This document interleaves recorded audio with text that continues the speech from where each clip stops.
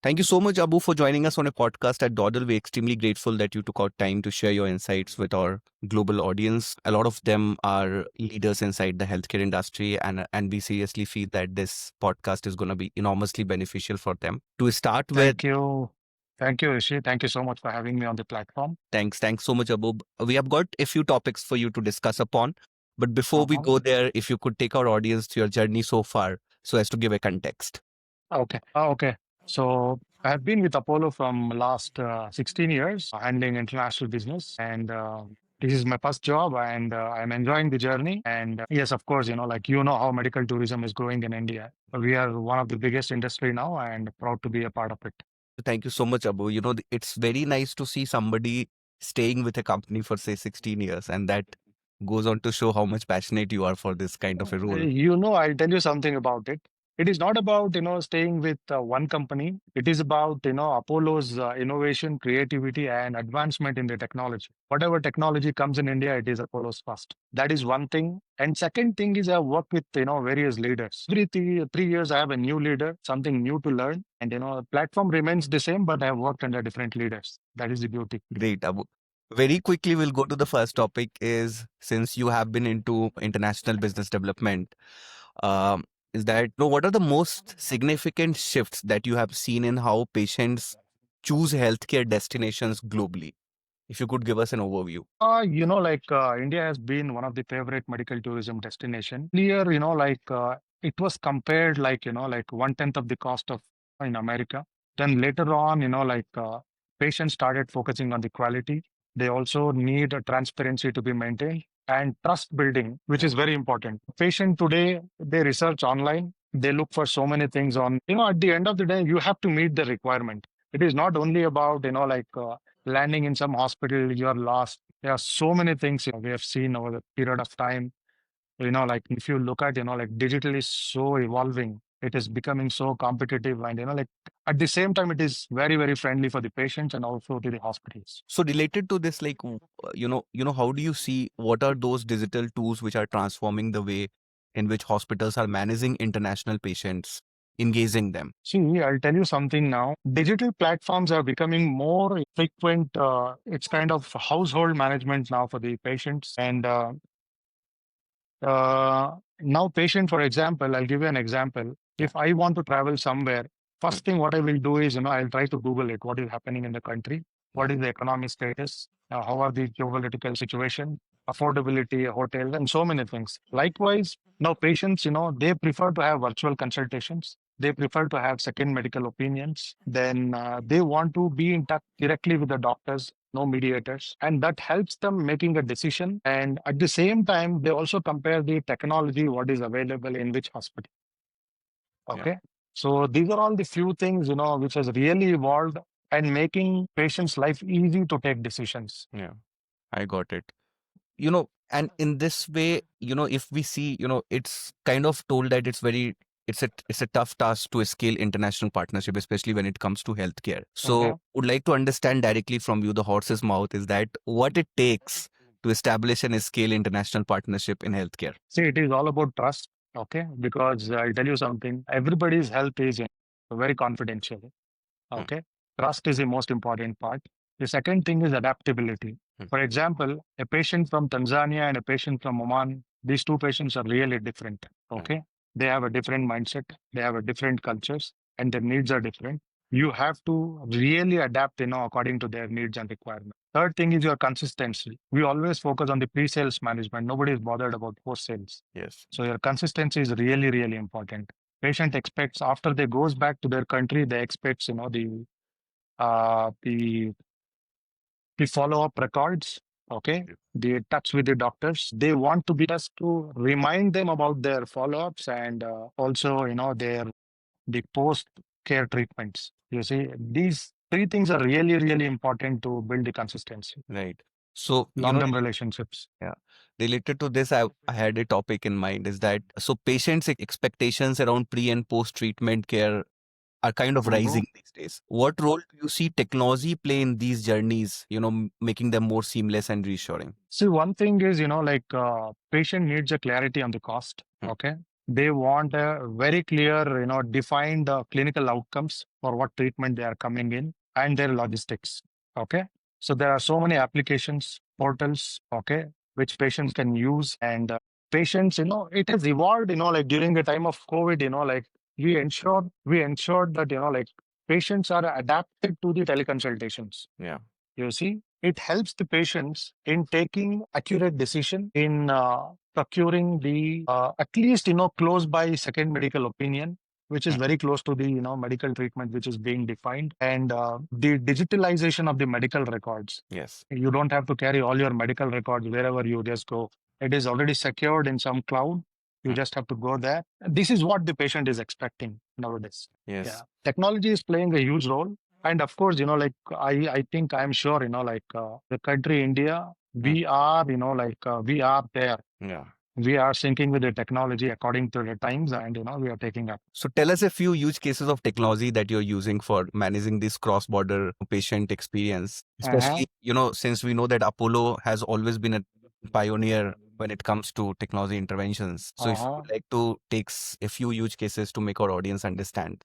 Like, for example, if you see now, we have something called as, we have a separate company called as Apollo Telemedicine. We have a separate company called as Apollo Teleradiology. For example, somebody in Africa takes the images, Yeah. uses the MRI scan, Yeah. and those images are uploaded in the iCloud, Yeah. and we reports those images, okay, Yeah. which happens within 6 hours. Look at the TAT, just 6 hours, you are reporting an MRI. Yes. Similarly, it happens, we also run something called as tele ICU, wherein you monitor the patients or the screens.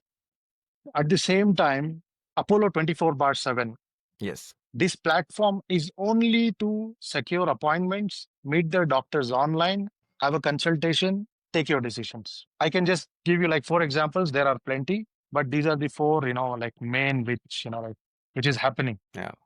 No, this is very helpful actually. And now, coming to this advanced care and innovation, category that we have, you talk about robotic surgery, advanced oncology, and transplant programs. They are positioning, hospitals as global leaders. From your perspective, Uh-huh. how important is technology in building such centers of excellence? See, without technology, you actually can't grow. If you look at now, for example, I'll tell you one example. At Yeah. Apollo, we practice something called as robotic heart surgeries. We are the leading center in robotic heart surgeries. Okay, I'm just taking one specialty. Okay, and let me also speak about endoscopic keyhole heart surgery. We don't cut the chest bone. Yeah. Okay, now if you're not cutting the chest bone, there is no trauma. Keyhole Yes. heart surgery, no blood loss. You're recovered in just 8 days. You're back to work in 15 days. You Mm. don't have a feeling that you have undergone a heart surgery. Mm. It is like a cosmetic surgery. This is technology. You Mm. look at robotics, same thing. Just ports, no cuts, nothing, minimal blood loss, no Mm. infections. Mm. Look at now. Let me just get into the precision oncology. Okay, let's talk about cyberknife. Okay, I have seen doctors debating on two aspects. One oncologist wants to prepare a patient on palliative care. Mm. One says no, this patient's life can be improved with a Mm. better technology, with a better decision making. This is all happening because we are adapting the technology in India. And if you Yes. if you talk about AI diagnostic tools now, you see Yes. it gives, for example, it gives something for cardiac. Mm. It prevents, at least it gives you signals that this patient is going to have a cardiac problem Mm. in so much of time. You Yeah. get it? Yes. So technology is the heart, for any of the hospital, which are, developing their center of excellence. Without the technology, you cannot develop a center of excellence. It is really, really important. Now, if you look at robotics is everywhere. Robotics is in kidney transplants, robotic in cardiac surgery, robotic in oncosurgery, robotics in colorectal surgery, Yeah. robotics in GI. Everywhere it is robotics, of course. But robotics, it doesn't mean that robot will operate. Yeah. It is going to be, the doctor's assisted robotic surgery. They Correct. will be monitoring the console. Yes. And, so you basically touched upon this, but I would like to specifically put it is that how do you see these AI driven diagnostics and decision support tools reshaping the way in which, these surgeries and cares are being delivered? See, of course, there is going to be an accuracy, the improved clinical outcomes, the better diagnosis. But of course, it is never going to be doctors versus AI. It is going to be doctors integrates AI. Hmm. Without doctors, AI is just useless, according to me. Yeah, got it. And now again coming to the international, kind of, patient side, is that Mhm. since you are in Africa and you have taken care of the African subcontinent for quite long time, how do the patients decide that whether they have to go to India or they want? So one is that cost, like, obviously the cost is lesser as compared to Europe because there's a lot of influence of Europe on African markets, if I'm not wrong. And how do they also decide that this is the hospital for them? Because a lot of the hospitals now have established, their centers of excellence in Africa as well. So how is No. their decision making process happens? Okay. See, the patient always decides on they consider a lot of parameters. Okay. Like, for example, if anybody wants to travel from Africa, Africans are very smart. They've got a great literature. Yes. Okay. Yes. They do. If I sit with him, I will not be able to answer him completely. Mhm. He will have more knowledge. Okay. Yes. They study everything before they travel. During pandemic, the countries like Turkey and the countries like Egypt, okay, they tried developing their own medical tourism industry, Huh. taking an advantage that Hmm. there are restriction, there is a ban in traveling to some of the like recognized medical tourism destination, but they were not able to match that clinical outcome what India gave it to them. Hmm. So it is coming back to us now. Africans have always believed that India has got a better medical facilities with better brains. The decision making happens now based on three factors. One is the technology, what is available Yeah. with the group. Second is how established is the brand. Third comes the cost factor. You have to maintain, okay, for example, if you are providing a cost to a patient, you have Hmm. to ensure that you are meeting the commitment. You cannot change the cost. You cannot change the treatment protocol. You have to adhere to what you have committed. These are the few of the important things, the patients will be, always focused on. And as far as concerned about the development of the healthcare here, yes, it is picking up. It will take more time, and they are again dependent on the Indian medical fraternity to Yeah. develop those things. Otherwise, there are so many missions from here and there. They come here, operate, and just escape. But Hmm. if you look at, as somebody rightly said, there is no sunset for Indians.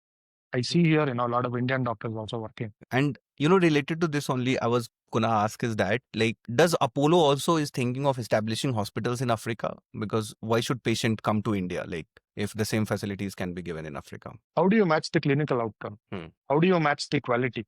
Not possible. See, the labor laws are not so friendly. You have to you have to apply you have to employ a percentage of labors from the respective countries mixing with the our own Indian employees. Personally, I feel it is not possible to deliver such quality clinical outcome what we do it in India. Of course, having the primary healthcare centers and secondary healthcare centers, that is good, but tertiary and quarter tertiary, I don't think so it is possible. Yes, there are some projects in pipeline of Apollo, which is currently quite confidential. I don't want to talk Hmm. on those topics because I don't have much knowledge about it.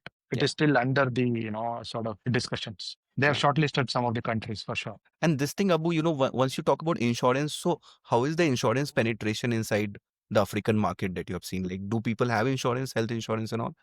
They have something called as the National Health Scheme. And there are few the private insurance players. All these insurance they work through TPAs in India. They work through TPs in India. They work through TPAs in India. Hmm. And national health scheme, they work through the public domains, like Ministry of Health, Ministry of Defense. Those cases are facilitated by the national health schemes. So It is coming up.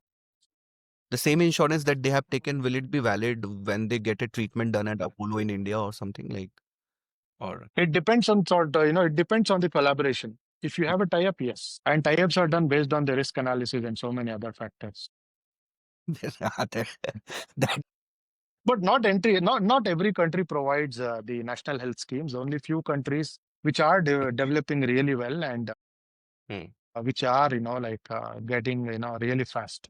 So those countries are providing national health schemes, and Hmm. it is good to have the national health scheme because everybody can access the healthcare. Yeah. And what are the main success parameters for your department? Like, if I talk about analyzing data for international business development, what all Uh-huh. insights that keep on ticking out from the patient flow data or other metrics that you keep on seeing in order to make sure that the business is going well? See, first of all, what we do is we actually take care of the the post sales management. We don't want to lose a patient. We want to retain our Mm, old patient, and mm, we try to explore different countries. We mm, want to visit all those countries. We mm, conduct a lot of like ground activities like CMEs, OPDs, and we also try to do some on-site surgeries. And we engage all our partners. We don't mm, forget anybody.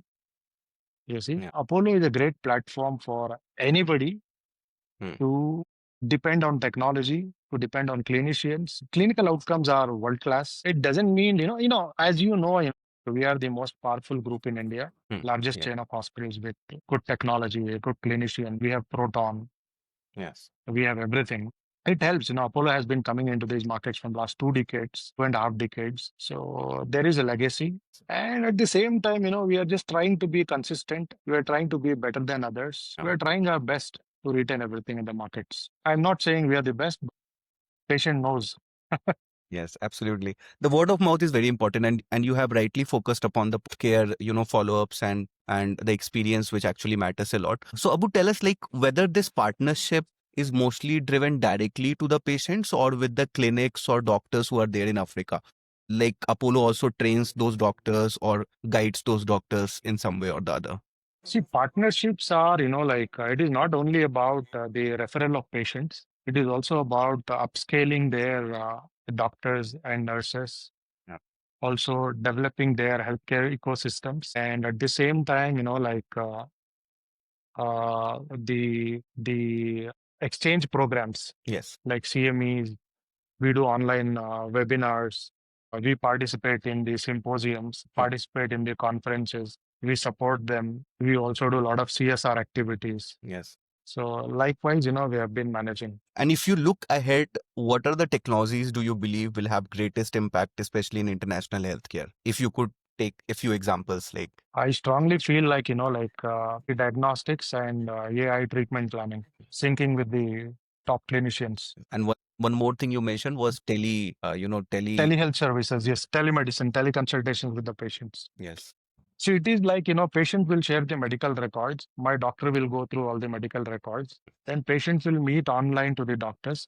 They discuss everything yeah, about the diagnosis, treatment. mm, If it is a medical management, what medicines to be taken, what are the protocols. Then, once the patient sees the doctor online, it mm, builds the confidence. Okay. yes. Already there is a trust in place. Mm. Already I have seen the doctor. I have decided where to go. Simple it is. Okay. And if you talk about the entire African subcontinent as such, which is that part of Africa which is, which comes in larger number to India for, treatment. I think from across all the countries, it is catered. South South few Africa countries, will not North few come, will it? countries. South South Africa will not come. South Africa is your competitor. right. Yes. Egypt and South Africa are two competitors. See, for South Africa has got technology, have got clinicians and everything. Mm. What South Africa don't have is proton, and proton is with Apollo. What is So for proton? proton, patient comes. See, proton therapy is the advanced cancer care, Mm. the cancer care technology. It's a radiation machine, which is good for pediatric cancer and very accurate. It is the highest technology in treating cancers. Got it. Now, we have seen healthcare kind of transforming from not an industry to an industry. These days Yeah. people see healthcare as an industry.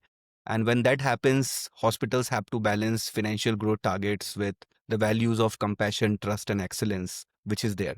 How, what do you feel is the role of technology in balancing these two things? See, now if you look at, I'm sure, most of the people, they are aware Hmm. what they want.